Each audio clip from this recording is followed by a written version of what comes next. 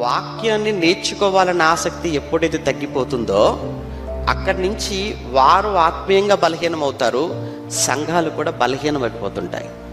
వారిలో ఆత్మీయంగా ఎదుగుదల కనపడదు, సంఘములో కూడా ఎదుగుదల ఉండదు. అందులో ఇది క్రైస్తవ్యము, బైబిలు ప్రశ్నించబడుతున్న కాలం ఇది.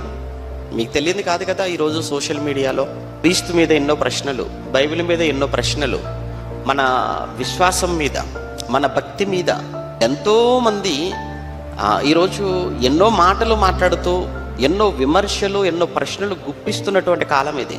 మరి ఇటువంటి పరిస్థితుల్లో బైబిల్ మీద అవగాహన లేకపోతే, ఆ బైబిల్లో జ్ఞానాన్ని సంపాదించుకోకపోతే, కనీసం ఎవరినో కాదు నన్ను నేను కాపాడుకోవటానికి, నన్ను నిలబెట్టుకోవడానికైనా నేను తెలుసుకోవాలనేటువంటి ఆ మినిమం సెన్స్ అన్నది ఈరోజు మరి ఎందుకు మిస్ అవుతుందో అనేది తెలియదు.